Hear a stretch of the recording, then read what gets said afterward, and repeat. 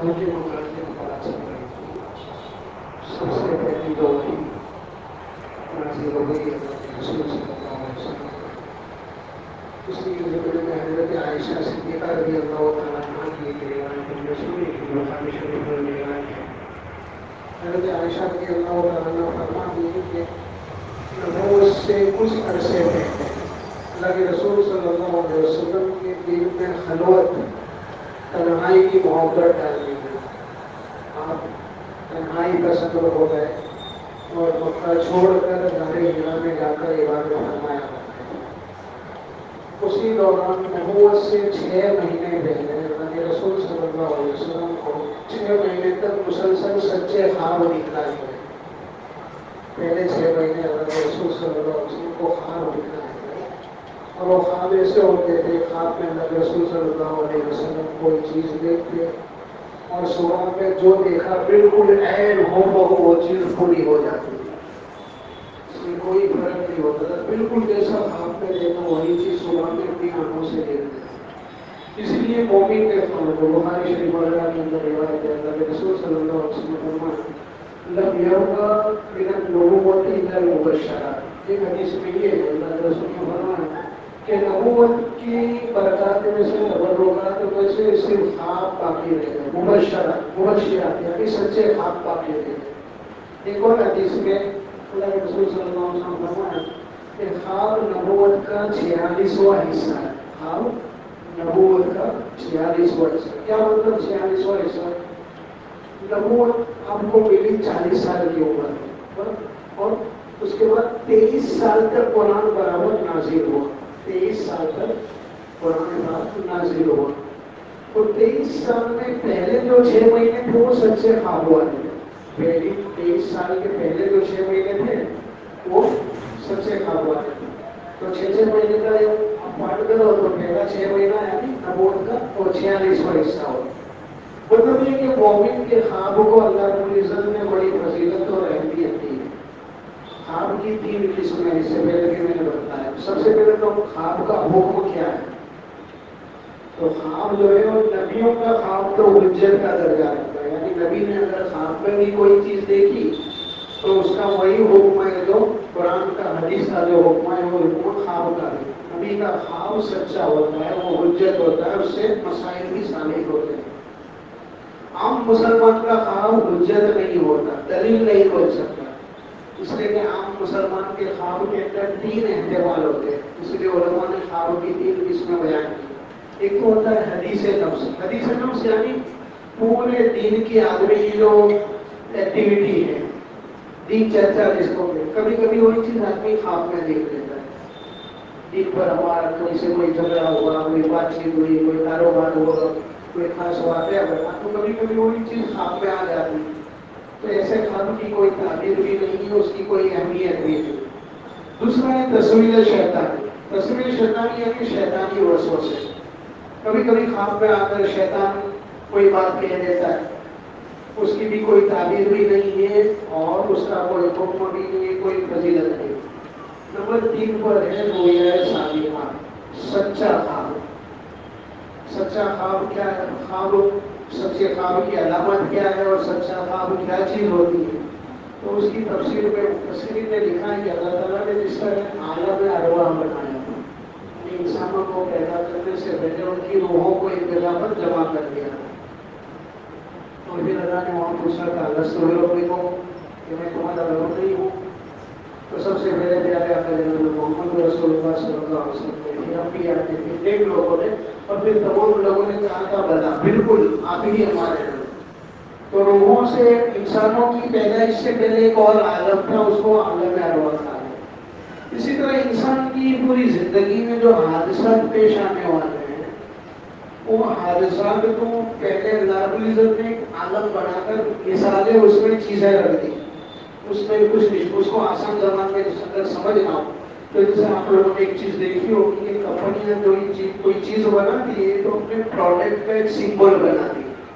جیسے پیٹرول تو اس کا سمبل ہو، پیٹرول کا ٹپکتا ہوا ہو، کچرا دکھائی دے گا. یا اور بہت ساری چیزیں سمبل اور لوگو ہوتے ہیں کمپنیوں میں. تو سمبل کو لوگوں کو دیکھ کر آدمی سمجھ جاتا ہے کہ کمپنی کیا بنا. سمجھا نہیں کرا اپنی ہونے اپنے اپنے سمبول ہوتے لوگوں ہوتے اس میں جیسے ایک آدمی کا کوئی جنرل پروڈکٹ ہے جنرل اسٹور ہے تو ساری چیزوں کا لکھتا کہ یہ ملے گا یہ ملے گا یہ ملے گا ساری ڈیٹیل نہیں لکھتا وہ کچھ لوگو ایسا ڈال دیتا ہے کچھ سمبول ایسا بنا دیتا ہے جس سے آدمی سمجھ جاتا ہے کہ اس میں یہ چیزیں ملے گی یہاں پر یہ چیزیں ملتی اس کو ڈیٹیل لکھنے کی ضرورت نہیں ہوتی اللہ رب العزت نے انسان کی زندگی میں جتنے حادثات پیدا ہونے والے ہیں آنے والے ہیں جو سمجھ کہ اس کا ایک لوگو اور سمبول بنا دیا کبھی کبھی انسان کو خواب کے اندر وہ لوگو اور سمبول دکھائی دیتا ہے جو اس کے فیوچر اور مستقبل کی طرف اشارہ کرتا ہے کہ تمہارے زندگی میں یہ ہونے والا ہے اچھا ہونے والا ہے برا نہ ہونے والا ہے یہ حالات آنے والے ہیں اب ان لوگوں اور سمبول جیسے کمپنی کا سمجھنا ہر کسی کا کام نہیں اسی طرح خواب کی یہ تعبیر کے خواب کے اندر آدمی کو کیا بدلایا گیا ہے اس کو کس طرف اشارہ کیا گیا ہے وہ ہر قسم ناقص کا کام نہیں اس کے تو سمجھدار لوگ ہیں جن کو اللہ رب العزت نے خواب کی تعبیر کا علم دیا وہ بتا سکتے ہیں خواب کیا ہے خواب پہ کیا اشارہ ہے اور تمہاری زندگی میں کیا حالات آنے والے تو کبھی کبھی مبشرات یعنی بشارت دینے والے کام انسان کو اچھی یا بری تو نہیں حالات ہیں بہرحال وہ بشارت کوئی اچھائی بھلائی آنے والی ہے اور وہ خواب میں اشارہ ملا تو بھی بشارت ہے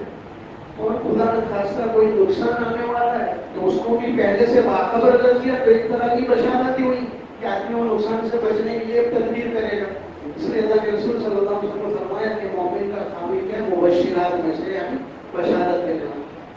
لیکن ساتھ میں جیسا کہ میں نے بتایا خواب کوئی حجت اور دلیل نہیں ہے جیسا خواب میں کسی دیکھا کہ وہ میرا دشمن ہے تو صحیح میں اس کے ساتھ لڑ پڑے کہ تو میرا دشمن ہے میرے اندر وہ خواب میں دیکھا تھا ایسا کوئی حجت اور دلیل نہیں ہے آپ کی تعبیر کبھی کبھی الگ الگ ٹائم کے اوپر سیزن کے اعتبار سے بھی تعبیر ہو جاتی ہے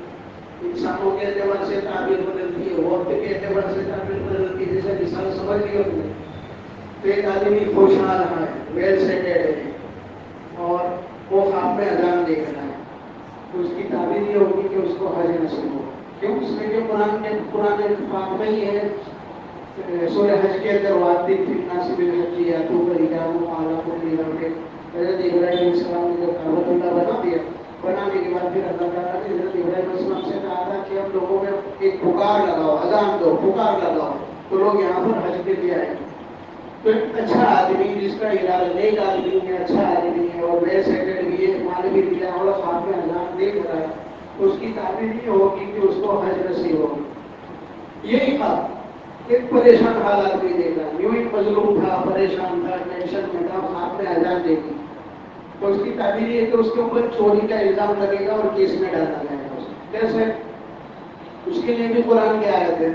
حضرت یوسف علیہ السلام کا سورہ واقعہ سورہ یوسف کے اندر جو واقعہ ہے حضرت یوسف علیہ السلام کو بادشاہ نے اپنے پاس روک رکھنے کے لیے کیا کیا ان کے سامان کے اندر برتن ڈال دیا اور چوری کا الزام پھر لگایا برتن معاملون کہ جب قافلہ حضرت یوسف علیہ السلام کا روانہ ہونے لگا پھر پکارنے والے نے پکارا کہ قافلے والوں تم تو چور ہو دیکھو وہاں پر بھی اذان کا لگ جائے اذان کا مانا پکار تو خوشحال آدمی خواب دیکھتا ہے اذان دیکھ رہا ہے تو تعلیم یہ ہوگی کہ حج نصیب ہوگا اور ایک پریشان آدمی ویسے ہی پریشان تھے مطلب تھے حالات کے مارے ہوئے تھے اور پھر اس کے اندر ایک اور مصیبت یہ آئی کہ چوری کا بھی الزام لگا تو خواب کے اندر ایسا ہوتا ہے سردی میں کوئی خواب دیکھا تو الگ تعبیر ہوتی ہے گرمی میں خواب دیکھا تو الگ تعبیر ہوتی ہے اسے ایک آدمی نے خواب دیکھا سردی کے اندر کہ میرے گھر کے نیچے آگ جل رہی ہے تو اس کی تعبیر یہ ہے کہ گھر کے نیچے سے خزانہ اور سونا نکلے گا ٹھنڈی کے اندر گرمی یہ راحت کی چیز ہے یہی خواب کسی نے گرمی میں دیکھا تو گرمی تھی اور اوپر سے اور آگ دیکھ رہا تو گھر ٹوٹ جائے گا گھر کے اندر کوئی مصیبت آئے اس طرح کا خواب ایک آدمی خواب دیکھ رہا ہے حضرت امام سیرین رحمۃ اللہ علیہ بہت بڑے عالم گزرے خوابوں کی تعبیر میں انہوں نے ایک آدمی نے آ کے ان سے خواب پوچھا کہ میں خواب میں یہ دیکھ رہا ہوں کہ انڈا پاپتا ہوں انڈا پاپنے کے بعد سفیدی ہٹا دیتا ہوں اور زردی کھا لیتا ہوں انہوں نے ترنت پولیس کو بلایا اور کہا کہ کفن چور ہے اس کو گرفتار کر دو آپ ہی کر دیں سفیدی کے اندر زردی کفن کے اندر لاش تو خواب کی تعبیر ایک آدمی دیکھ رہا ہے کہ میں نماز پڑھ رہا ہوں تو نمازوں کے اوقات میں نماز پڑھ رہا ہے تو اس کی تعبیر یہ ہے تو نیک آدمی اللہ تعالیٰ اس کو اور نیکیوں کی توفیق دے گا اور اللہ کے یہاں اس کی نمازیں قبول ہو رہی اس کی ادا ہو ایک آدمی خواب دیکھ رہا ہے کہ میں سوال کے وقت نماز پڑھ رہا ہوں، تو بظاہر وہ یہ سمجھ رہا ہے کہ میں نماز پڑھ رہا ہوں، اللہ کا حکم ادا کر رہا ہوں، لیکن حقیقت میں وہ نافرمانی کر رہا ہے۔ تو انسانوں کے اعتبار سے، وقت کے اعتبار سے، سیزن کے اعتبار سے، حالات کے اعتبار سے بھی خواب کی تعبیر بدلتی رہتی ہے۔ صحیح خواب کا بہترین وقت تہجد کا جو آخری صبح صادق سے پہلے کا جو آخری وقت ہوتا ہے، عام طور پر اس وقت سچے خواب دکھتے ہیں۔ لیکن سچے خواب دکھنا یہ کوئی ولی ہونے کی علامت نہیں کہ اس نے ولی سچا خواب دیکھ لیا اس نے ولی ہو گیا ہے۔ کبھی کبھی غیر مسلم بھی سچا خواب دیکھتا ہے، جیسے حضرت عمر رضی اللہ تعالیٰ عنہ کے متعلق بھی آتا ہے، اسلام سے پہلے بھی مسلمان نہیں ہوئے تھے، آپ سچے خواب دیکھا کرتے ہیں۔ ایک مرتبہ آپ نے خواب دیکھا کہ گائے کے منہ سے آواز آ رہی کہ عمر اللہ کی بات کو مان کے کلمہ پڑھے۔ اسی طرح حضرت یوسف علیہ السلام کا واقعہ جب سورہ یوسف میں آیا نا، پڑھیے کہ بادشاہ نے خواب دیکھا تھا جبکہ بادشاہ مسلمان نہیں تھا۔ اسی طرح دو قیدیوں نے خواب دیکھا قید خانے کے اندر، اور انہوں نے حضرت یوسف علیہ السلام سے تعبیر پوچھی اور سچا خواب، حالانکہ دونوں مسلمان نہیں تھے اس وقت، بعد میں حضرت یوسف علیہ السلام کے حق پر مسلمان ہوئے۔ تو یہ تھوڑی سی تشریح خواب کے متعلق۔ اب یہ قرآن پاک کی آیت اور اس کا شان نزول کی طرف اس کی ربک الذی خلق، پڑھو اس رب کے نام سے جس نے آپ کو پیدا کیا، خلق الانسان من علق، پیدا کیا اس نے انسان کو جمے ہوئے خون سے۔ اس کے پہلے بھی یہ بات آ گئی کہ انسان کی پیدائش کے اندر 3 مرحلے ہوتے ہیں۔ پہلے مادر رحم میں یعنی عورت کی بچہ دانی کے اندر منی کے قطرے جاتے ہیں، 40 دن تک اس پر پروسیس ہوتی ہے، پھر 40 دن کے بعد وہ خون بنتا ہے، بعد کے 40 دن کے بعد خون جمع ہوا خون بنتا ہے۔ جیسے ہم ذبح کرتے اور ذبح کرنے کے بعد بہت دیر تک خون نہ ہوئے تو لوتھڑے بن جاتا ہے، ایسا جمع ہوا خون۔ پھر تیسرے 40 دن کے اندر اس کے اوپر شکل بننا شروع ہوتی ہے، جیسے آنکھ ہے، کان ہے وغیرہ، اور کچھ ایسی ہے جو بغیر شکل کے جیسے باقی جسم کا۔ تو اس لیے علماء نے مسئلہ بھی یہ لکھا ہے کہ اگر ضرورت کے وقت عورت کو حمل دیا نہ ہو، سخت بیماری ہے، مجبوری ہے، کوئی پریشانی ہے، ڈاکٹر نے کہا کہ مر جائے گا بچہ، مر جائے گا یا تم مر جاؤ، بہت مجبوری کے درجے میں اگر حمل دیا نہ ہو تو 120 دن سے پہلے 120 دن تک عورت کے اندر جو بچے کے اندر روح نہیں پڑتی،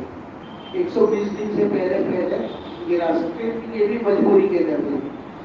اللہ تعالیٰ نے فرمایا خلق الانسان من علق، اللہ رب العزت نے انسان کو علق یعنی جمے ہوئے خون سے پیدا کیا۔ اقرأ وربک الاکرم، پڑھو اور آپ کا رب بڑا عزت دار ہے، الذی علم بالقلم، جس نے انسان کو قلم سے علم دیا، سکھلایا، علم الانسان ما لم یعلم، انسان کو وہ سکھلایا وہ جو نہیں جانتا۔ یہ سب سے پہلی آیات اور سب سے پہلی وحی ہے۔ بخاری شریف کے اندر بابو بدل وحی یعنی وحی کی ابتدا و شروعات کیسے ہوئی؟ حضرت عائشہ صدیقہ رضی اللہ تعالیٰ عنہ کی روایت میں اللہ کے رسول صلی اللہ علیہ وسلم اس وحی کے نازل ہونے کے بعد اپنے گھر پہنچے، اس وقت حضرت خدیجہ رضی اللہ تعالیٰ عنہ سے آپ کا نکاح ہو گیا۔ حضرت خدیجہ رضی اللہ تعالیٰ عنہ سے 25 سال کی عمر میں آپ کا نکاح ہوا۔ آپ نے سب سے پہلے حضرت خدیجہ رضی اللہ تعالیٰ عنہ کو جا کر یہ کہا زملونی یہ خشیت والا مسیح، مجھے کمبل اڑاؤ، مجھے میری جان کا خطرہ ہے۔ حضرت خدیجہ رضی اللہ تعالیٰ نے آپ کو کمبل اڑا دیا، چادر اڑا دی۔ اسی کے بعد آیت جو نازل ہوئی تھی سورہ مدثر اور سورہ مزمل کی آیت اسی کے بعد نازل ہوئی۔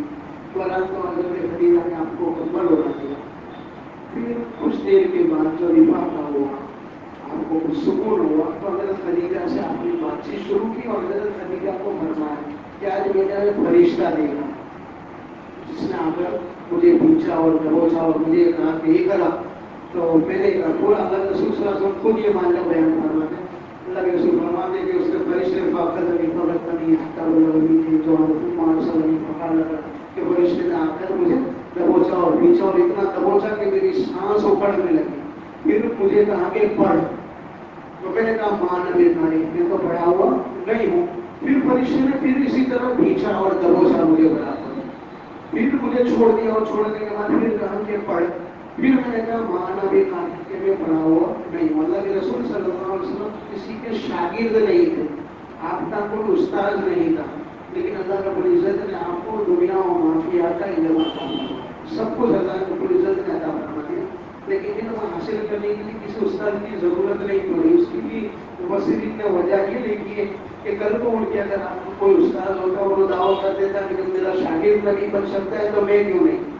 اس لیے کوئی استاد آپ کا نہیں بنایا. اور اللہ کے رسول نے پھر عذر کیا ماں نبی تاریخ میں پڑھا ہوا نہیں ہوں.